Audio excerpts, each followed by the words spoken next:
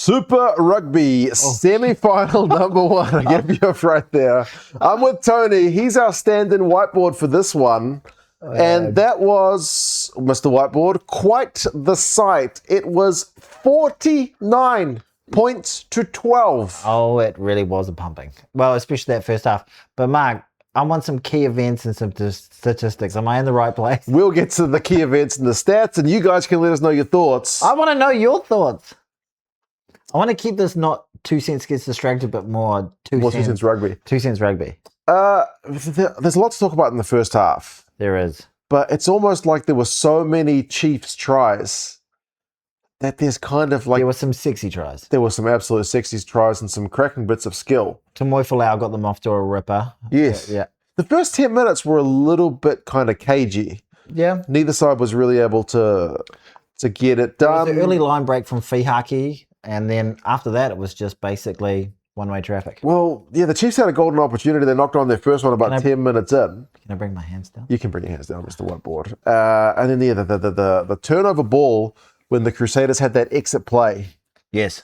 Was cracking stuff. Crack-a-lackin'. Spread it wide to Tamoy Falau. He gets another try. Yes. Is he making the All Blacks when he's eligible at the end of the year, or was it still too early to say? We were having that debate on during the stream, and it's not even worth really having because it's not a thing right now. Not yet. He's not eligible for the All Blacks yet because he's played for Tonga within the last 3 years. There's so much water on the bridge to come between him making the All Blacks. Whether he's in form, all that sort of shit. Before we get to the next, you did swear, next key event or stat, let me ask you, was this game I'm a whiteboard. kind of worthy of a semi-final given the pumping that it was? Or is the fact that it was the Crusaders getting an uncharacteristic pumping still make it kind of worthwhile viewing? Yeah. Obviously, if you're a Chiefs fan, you loved it, but what about everyone else? It's almost a little bit bittersweet. We've been really hanging out for a close game, and before this game, we were really, really confident that, well, you know, Chiefs Crusaders. The Crusaders are built for playoff rugby. This is when they turn up. So they've beaten the Chiefs twice this season. Yeah, we were saying, like, obviously the Chiefs have been by far and away the better team all year, but the Crusaders just know how to play the sort of Finals rugby. footy is their bread and butter, right? But that Crusaders team did not show up. That was the most woeful first half you've ever seen from a Crusader team in their history. And since 1996 when Super Rugby started. So 42 points by halftime is... And it was a real shame as a neutral not to have some squeaky bum moments and to be like right on the edge of your seat towards the end. We live streamed it and we barely spoke about the rugby in the second half. Yeah, because the game was done and dusted. Yeah, it was. But I mean, the thing that does make it kind of newsworthy is the fact that it was the Crusaders getting pumped. That does feel kind of nice. And it also feels kind of nice because God love them and God bless them. They won a lot, 7 of the last 8. They're not going to win this one. That's right. We're going to have a new winner. That's so nice. Probably they're the Hurricanes or Chiefs, but we've still got a game tomorrow. Tamoy Falau got the second. He had some great footballing skills.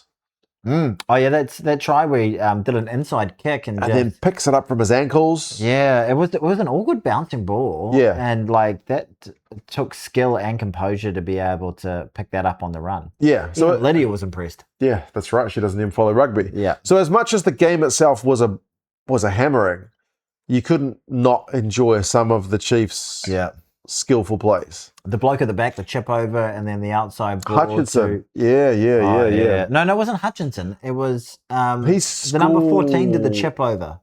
Oh, Coombs Fabling. That was a lovely try. Yes. Some really lovely skills throughout, really. It was 21-0.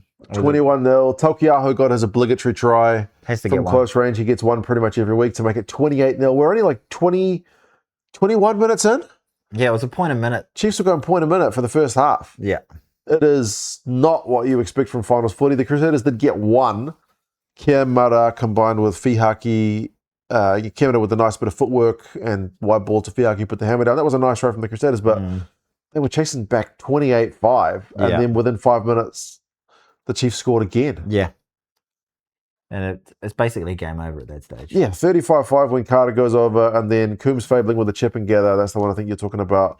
Foketi and Vai, my goodness me, 42-5 at halftime. Yeah. Nobody saw that coming. 0 people. I don't know what the odds are. By halftime, maybe by full time, you can see the Chiefs putting on 40, but not by halftime.